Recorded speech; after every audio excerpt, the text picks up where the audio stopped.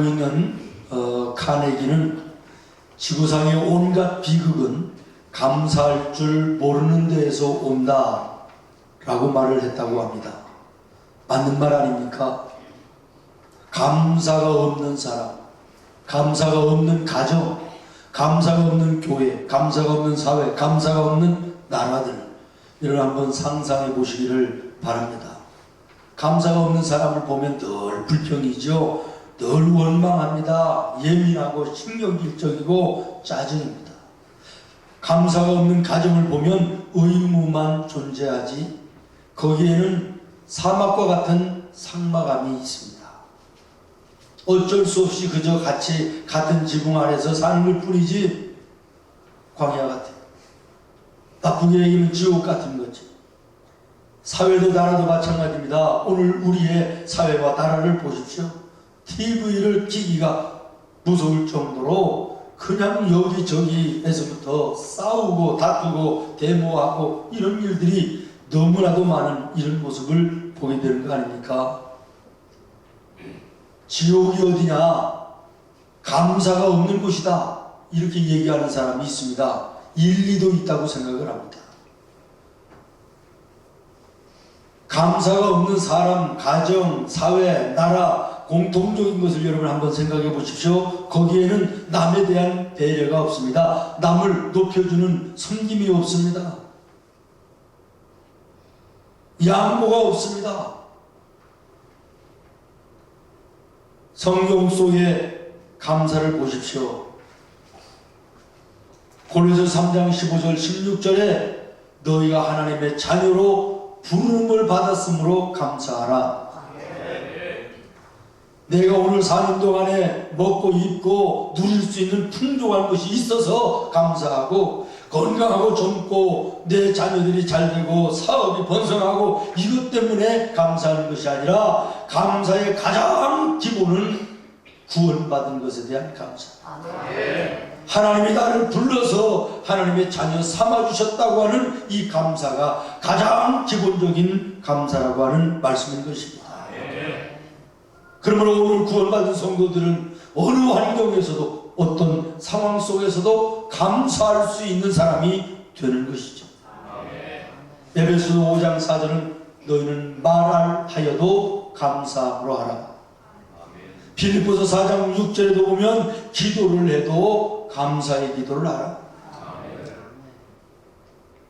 모든 일에 기도와 감사, 이것은 동일하게 우리들에게 명령되는 말씀입니다. 오늘 본문 말씀에 보면 23절에 예배를 드려도 감사함으로 예배하라. 여러분 따라하겠습니다. 말을 해도 감사하라. 기도를 해도 감사하라. 예배를 드려도 감사하라. 아멘. 성경에 보면요, 신약 성경에는 감사라는 단어가 55번 기록되어 있고요, 구약에는 무려 111번이 기록되어 있다 그래요.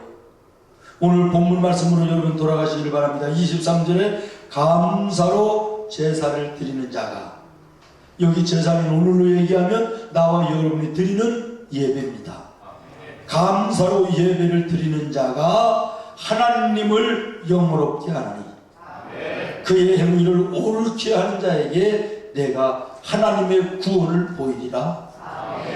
감사함으로 예배하는 자에게 하나님께서는 영광을 돌리는 것이 되고, 그리고 하나님의 구원을 보는 자들이 될 것이다.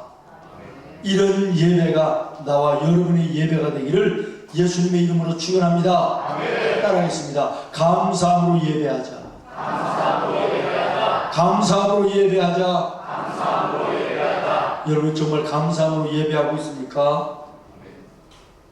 빌립보서 4장 6절에 보면 기도를 해도 감사로 기도해야 된다 그랬어요. 감사함으로 너의 구할 것을 하나님께 아뢰라.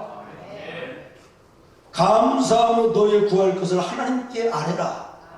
그리하면 모든 지각에 뛰어나신 하나님께서 너의 마음과 너의 생각을 지키시리라. 그런데 오늘 우리가 감사하며 기도합니까? 아닙니다. 짜증내서 기도합니다. 원망하며 기도합니다. 불평하며 기도합니다. 왜 내 하는 일은 왜 안 됩니까?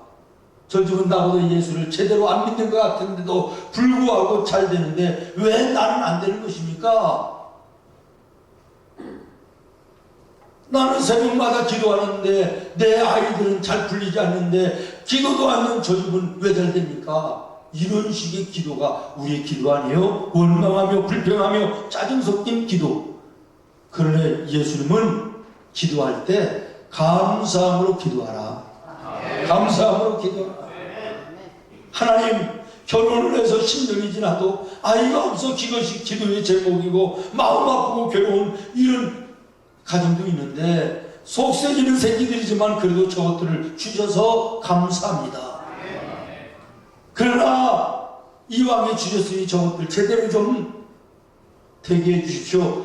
이렇게 기도를 해야지. 병 들었어도 나무 토막 같은 남편이라도 옆에 있는 것이 혼자 사는 여인들 얘기 들어보면 그것이 바람이라고 하는데 내 옆에 있는 남편 시원찮아도 그래도 내 옆에 있으니 감사합니다. 그러나 점점 고쳐가지고 점점 괜찮은 남편이 되게 해주십시오. 이렇게 기도를 해야지 덮어놓고 원망하고 불평하고 짜증내는 이런 스타일의 기도 주님이 원하시지 않는다는 기도를 하더라도 감사함으로 기도하라. 여러분 감사함으로 예배하라고 그랬는데요. 우리 오해하는 부분이 참 많이 있습니다. 예배라는 것은 구원하신 하나님의 은혜에 대해서 감사하여 드리는 거예요.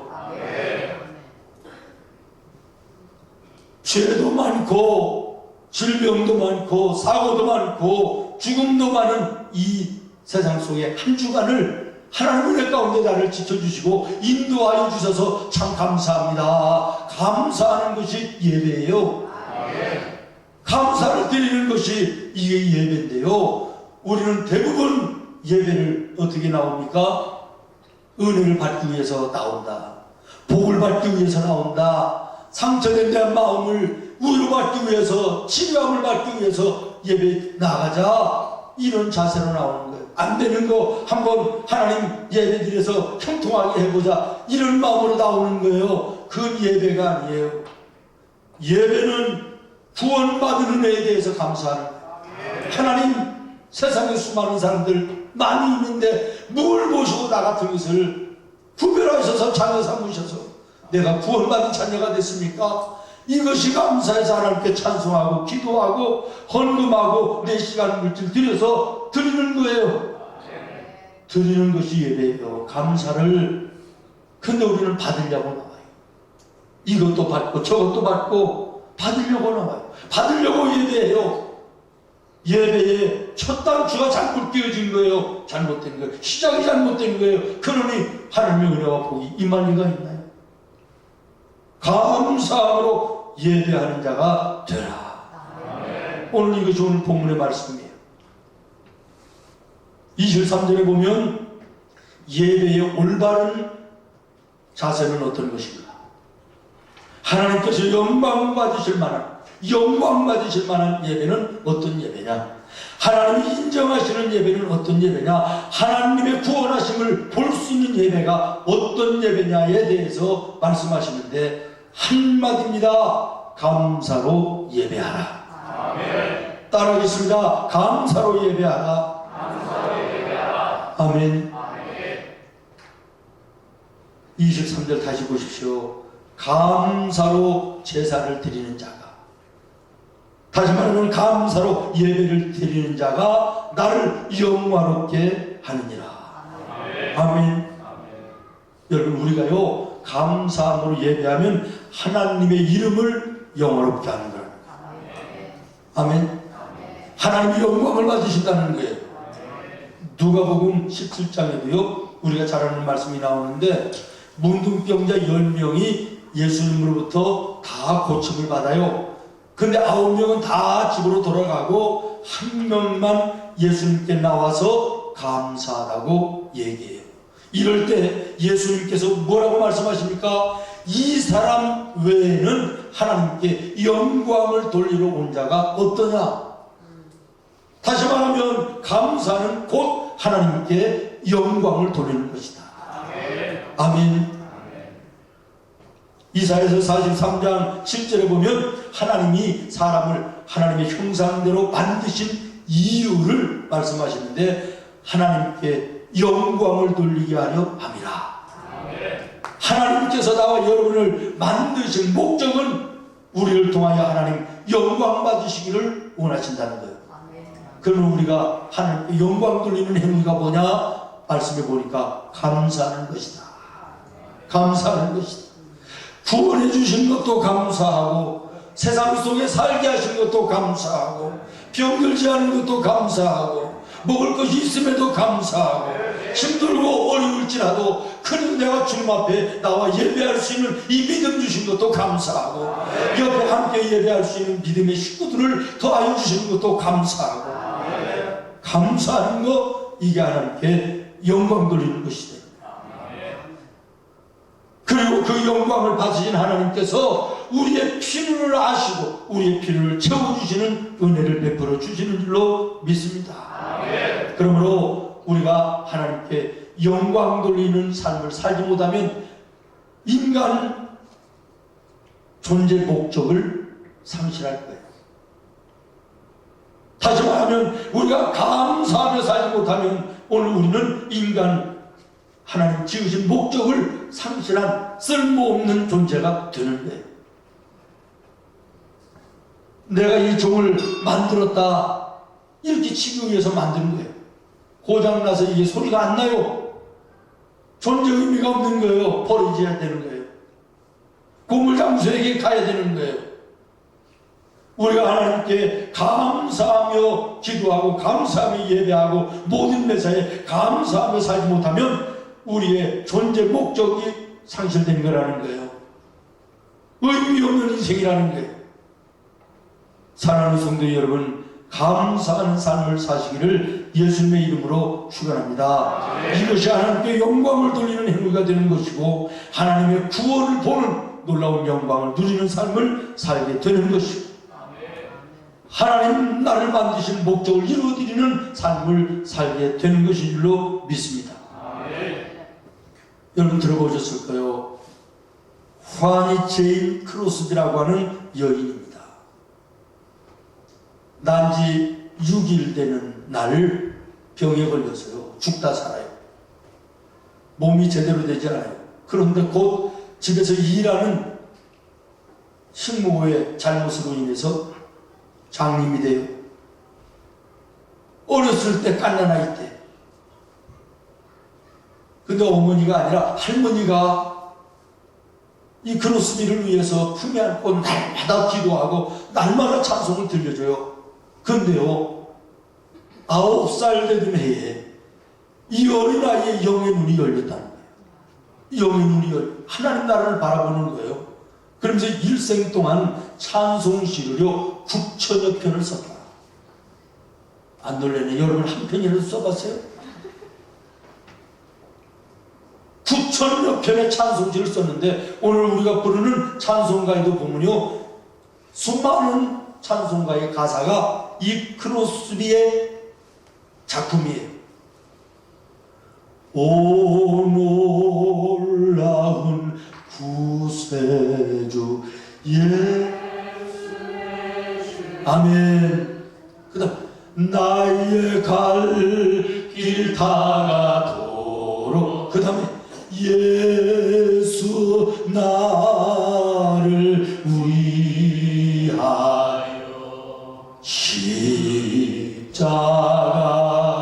십자가를 질 때 그 다음에 예수로 나의 구주 삼고 이런 찬송 너의 죄 흉악하나 눈과 같이 겠네. 할렐루야. 그 이외에도 수많은 찬송가의 가사가 이 여인의 것인데요 중국과의 공통적인 것이 뭐냐? 감사. 내용 전부가 감사라는 거예요. 16살 때 눈이 못 보는 이 여인, 사람들이 아름다운 것을 못 봐서 어떻게 해요? 그러면 이 사람은 꼭 그렇게 얘기했답니다. 아닙니다. 나는 세상에서 가장 행복한 여인입니다. 왜냐하면 내 눈을 처음으로 뜨는 날 첫 보는 사람이 예수님일 것이기 때문입니다.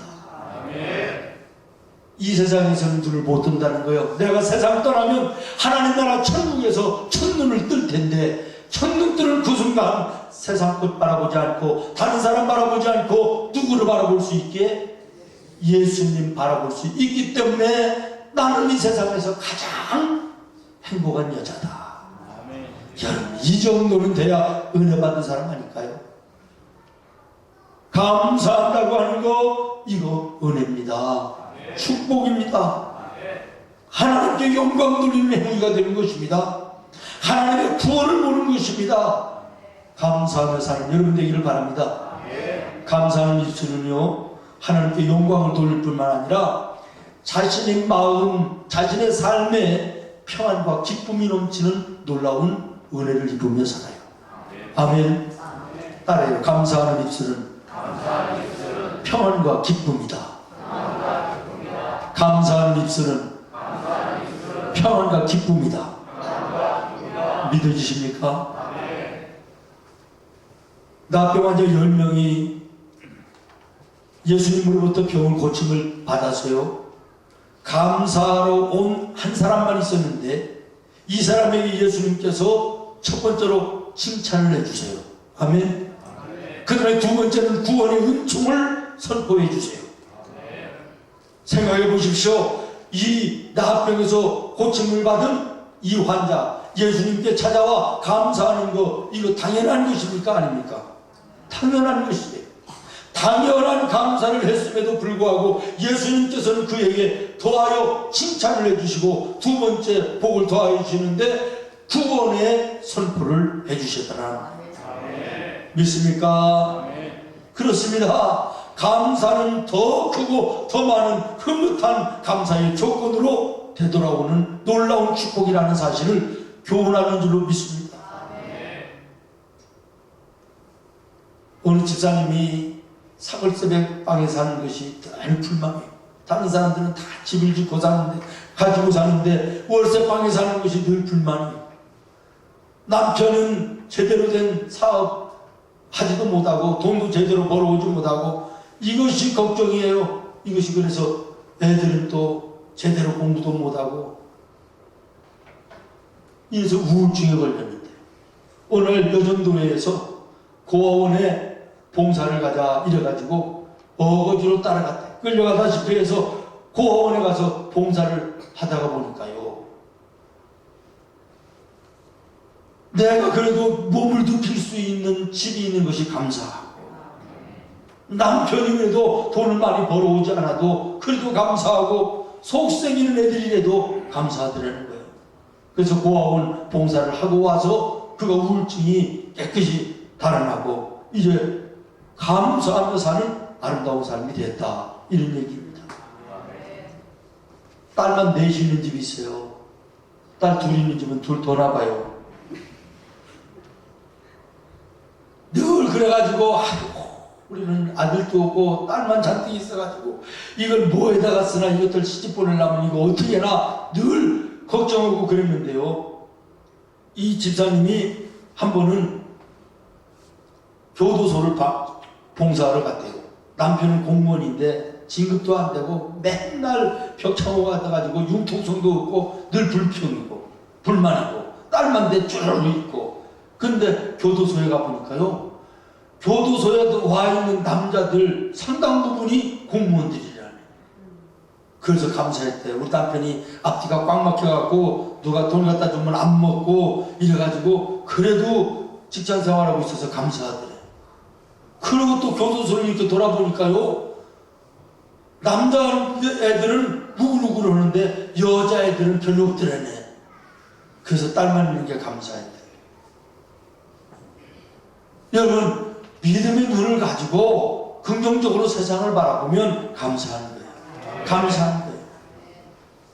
감사하는 입술은 현실을 받아들이게 되고 현실을 감사로 바꿀 수 있는, 그래서 마음의 평안과 기쁨이 넘치는 은혜의 삶을 살게 되는 줄로 믿습니다. 예수님께 감사하던 사람에게 예수님은 또 하나의 감사의 조건을 주시는데, 칭찬이었고 더 큰 감사의 조건을 주시는데 구원이었다는 사실을 여러분 기억하십시오. 다시 말하면 감사하는 입술은 내 마음의 평안과 기쁨이 넘치고 하나님으로부터 더 많은 감사의 조건들을 선물 받으며 사는 놀라운 역사가 있음을 기억하시길 바랍니다. 우리가 잘 아는 대로 사도 바울은 자기 육신에 가시가 있어, 괴롭혀 육신에 고통이 있어요. 아마 질병이었는데 이것이 눈병이었는지 속병이었는지는 자세히는 모른다 그래요. 그러나 분명한 사실은 사도 바울의 육신의 질병이 있어서 늘 그것 때문에 괴롭고 고통스러워서 하나님께 이것을 고쳐달라고 수도 없이 기도했는데 하나님이 고쳐주시지 않았다, 이거. 그래서 얼마나 불평했다는 거지. 그런데 여러분 주목해서 보십시오. 사도 바울이 언제부터 하나님의 은혜와 축복된 삶을 사는 것입니까? 내 육신의 이 가시가 하나님 나를 위하여 주신 축복이라고 생각하고 받아들이고 감사할 때부터 하나님 그를 사용하셨다는 사실. 이것이 나의 괴로움이다, 이것이 나의 고통이다, 이것이 나의 아픔이다, 이것이 나의 인생의 짐이다, 십자가다 라고 할 때는, 원망하고 불평할 때는 하나님께서 쓰시지 않았다는 거예요. 그런데 내 몸에 주신 이 질병마저도 나를 향하신 하나님의 은혜다, 사랑이다 생각할 때, 감사할 때, 감사 속에 하나님이 그를 위대한 능력자로 사용하신 줄로 믿으시기를 바랍니다. 스코틀랜드의 유명한 장님이었던 목사님 조지 마테슨이 이런 시를 쓰셨어요. 나의 하나님, 나는 이때까지 나에게 주신 가시로 인하여 한 번도 감사하지 못했습니다. 나는 나에게 주신 장미꽃으로 인하여는 수천 번 감사했으나 가시로 인하여 한 번도 감사하지 않았습니다. 나는 십자가의 보상만 바라보았지 고난의 십자가 그 자체가 바로 영광인 것을 알지 못했습니다. 하나님, 나에게 십자가의 영광을 가르쳐 주옵소서. 가시의 가치를 가르쳐 주옵소서. 내 눈물이 주님의 축복의 무지개임을 알게 하옵소서. 내가 눈을 보지 못하는 이것이 하나님 나를 향하신 축복으로 깨달아지는 은혜를 달라고 기도하는 내용 아닙니까? 사랑하는 성도 여러분, 감사하는 입술은 내 삶의 평안과 기쁨을 더하여 주는 축복인 줄로 믿으시기를 바랍니다. 마지막으로 감사의 입술을 가지고 있는 사람에게는 하나님께서 복의 복을 더하여 주십니다. 따라하겠습니다. 감사하는 자에게 하나님은 복의 복을 더하신다.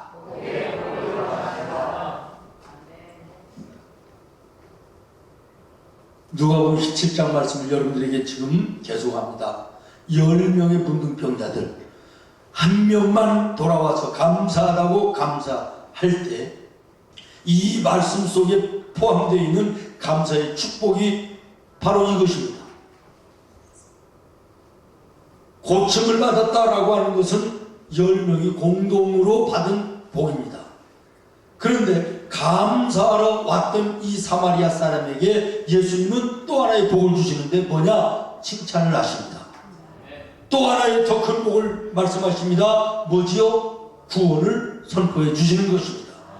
다시 말하면 9 고침받은 사람들은 공동으로 받은 하나의 복으로만 끝났어요. 그러나 이 감사했던 이 사람은 삼중적인 복을 받은 줄로 믿습니다. 공동의 복, 칭찬의 복, 구원의 복. 오늘 이 세 가지의 복이 오늘 나와 여러분 예배하는 우리 성도들이 이 땅 위에 사는 동안 누리며 사는 복이 되기를 예수님의 이름으로 축원합니다. 감사하는 자에게는 하나님께서 복의 복을 더하신다. 열왕기상 3장에 보면 우리가 잘 아는 솔로몬 기브온에서 1000번째 예물을 하나님께 드릴 때 하나님이 기뻐하시면서 찾아오시고 내가 너에게 무엇을 줄까? 원하는 거 있으면 얘기하라고 얘기할 때 너는 나에게 구하라. 그랬으니 여기 우리가 주목해야 될 말이 나옵니다. 솔로몬이 하나님 나에게 지혜를 주십시오 그랬죠? 근데요, 지혜를 달라고 하기 이전에 두 가지를 하나님께 감사합니다. 뭔지 아십니까? 하나님, 우리 아버지 다윗을 왕으로 세워주신 것을 감사합니다. 두 번째, 나같이 부족한 것을 이 나라의 왕으로 세워주신 것을 감사합니다. 여러분, 지혜를 달라고 구하기 전에 하나님께 두 가지 감사를 먼저 드릴 때, 그리고 지혜를 원할 때 하나님께서는 지혜도 물론이거니와 구하지 않았던 부귀영화 모든 것 더하여 주셨다는 사실을 여러분 기억하면서 우리가 하나님의 복의 복을 받는 비결을 배워야 될 줄로 믿습니다. 여러분, 원하는 것이 있습니까? 원하는 것이 있으면 먼저 원하는 것을 구하기 전에 먼저 두 가지의 감사의 조건을 하나님께 드려보자. 아멘. 아멘 되십니까? 기억하십시오. 내가 바라는 것이 있다. 정말 꼭 필요한 것이 있다. 있어야만 되는 것이 있다. 그러면 그것을 먼저 구하지 말고 구하기 전에 감사할 이 두 가지를 하나님께 드려보자. 하나님이 영광 받으실 두 가지 일을 한번 하나님께 드려보자는 거예요. 그리고 하나님 이것을 주십시오 라고 구해보자는 거예요. 지난 주일 추수감사절을 지냈어요. 지난 1년 동안 우리가 하나님의 받은 은혜가 너무나 커서 감사절에 예배를 드렸어요. 절기의 예물을 드렸어요. 넘치게 드리셨습니까? 드리는 것은 짓골인데 달라는 것은 엄청난 일하는 신앙의 모습. 이게 오늘 우리의 모습이에요. 말씀을 마치려고 해요. 마태복음 25장 29절에 보면 달란트 비유 속의 결론을 예수님 말씀하시는데, 무릇 있는 자는 받아 풍족하게 되고, 이걸 감사로 한번 생각해 보십시오. 감사가 풍족한 사람에게는 우리 하나님께서 더 풍족한 은혜를 주셔서 감사할 조건을 주셔서 풍성하게 하신다는 거예요. 아멘. 그 다음에 없는 자는 있는 것까지 빼앗기리라. 감사가 없는 자는 감사가 없는 그것마저도 빼앗겨 아무것도 없게 하신다, 그런 말이죠. 여러분, 감사하는 자가 되기를 바랍니다. 따라했습니다. 말을 해도 감사하는 말을 하자. 기도를 해도 감사의 기도를 하자. 예배를 드려도 감사의 예배를 드리자. 아멘. 이것이 하나님께 영광을 돌리는 것이고 하나님의 구원을 보는 예배가 되는 거예요. 이 예배가 되어지면 우리의 삶을 하나님이 책임지십니다. 이 예배가 되어지면 하나님께서 우리의 인생을 책임지십니다. 여러분의 앞길을 책임져 주시는 줄로 믿습니다.